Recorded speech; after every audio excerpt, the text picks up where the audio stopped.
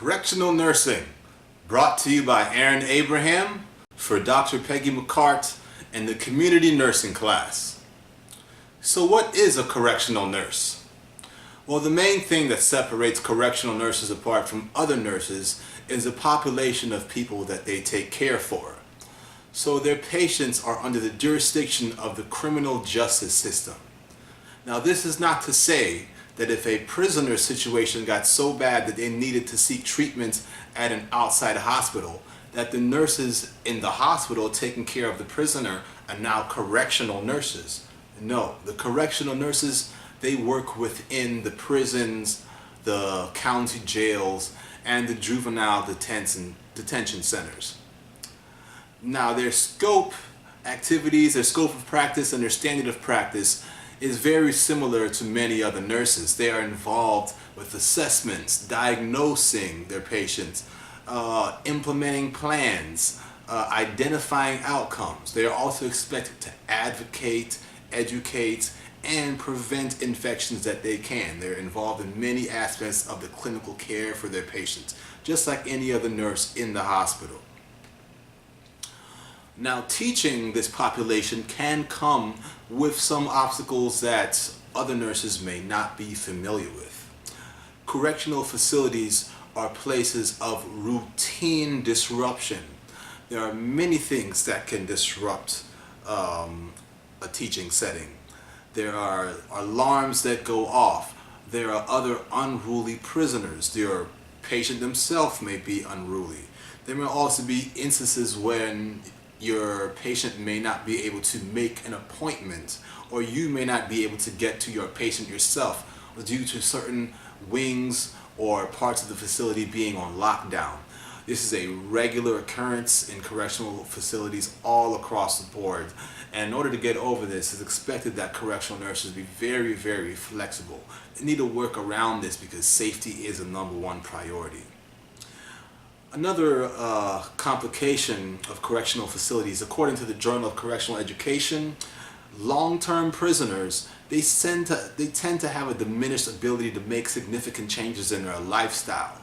So this can go, this can suggest non-compliance with certain changes that may need to be made in order to improve their health.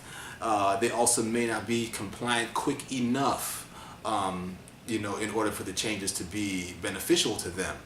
So this is an obstacle that nurses may run into.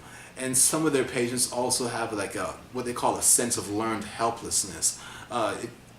It's partly due to the effect of, officers in the facilities telling them when they can do every single aspect of their life, such as, when they can eat, when they can shower, and all these type of things, when they can get some fresh air.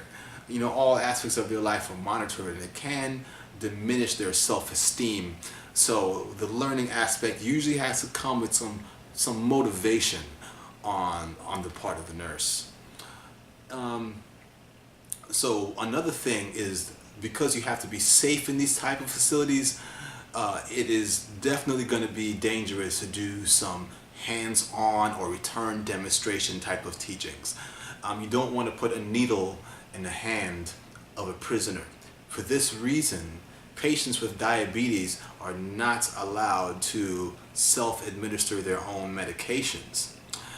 This has posed a significant problem, and I put an article right here for you guys to check out. Please check it out. And what it's talking about is, a lot of patients that are, well, not patients, prisoners that have diabetes, having gone into DKA or having all sorts of complications because they only get to see the nurse 2 times a day. And as we know from working in a hospital, patients with diabetes may need insulin 4 times a day. So it's something that needs some looking into, so please take a look at that article. In order to become a correctional facility nurse, all one truthfully needs is an associate's degree. However, a BS10 is preferred, and experience in emergency room and mental health, or both, is very, very much preferred. The correctional nurse may be the only health professional on staff, and they need to not be learning. They need to recognize situations and be able to jump in and take action. Certification is not required, but it is encouraged. The CCHP stands for Certified Correctional Healthcare Professional. So correctional nurses, they can interact with a large variety of people. This is depending on the size of the facility. So a very large prison would more than likely have doctors on staff, as well as even dentists and several other healthcare personnel.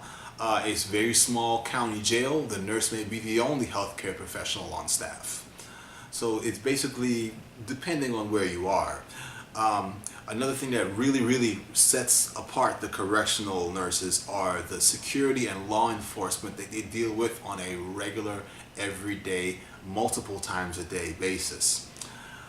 Correctional nurses may also be called into court more so than other nurses, just because they are dealing with people who are in the court system.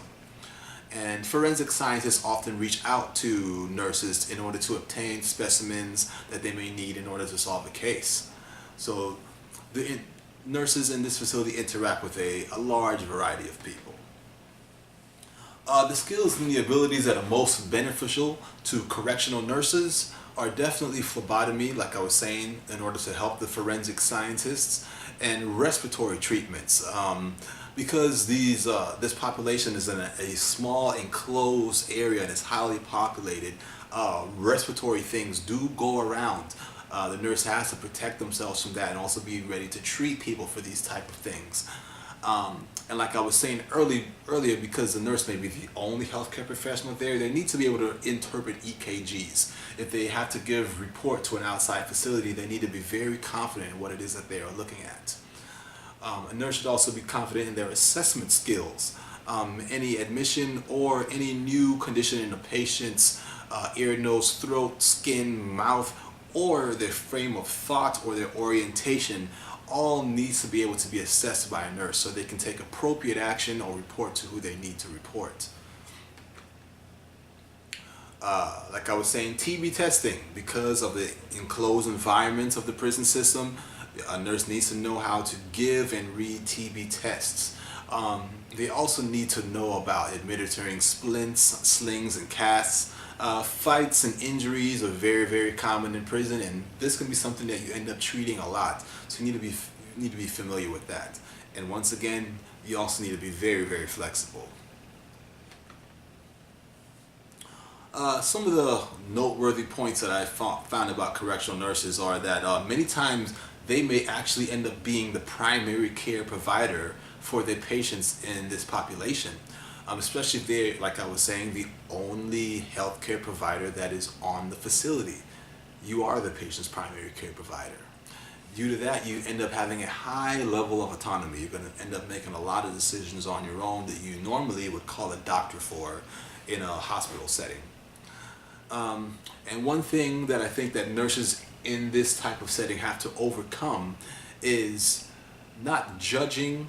I mean, you work in a situation where someone is convicted, proven guilty, and a lot of the staff sees them as a bad person. And in order for this to not rub off on you and make you biased towards your patients, you have to keep your head clear and remember that you have to treat each person like they need help. So here are my references.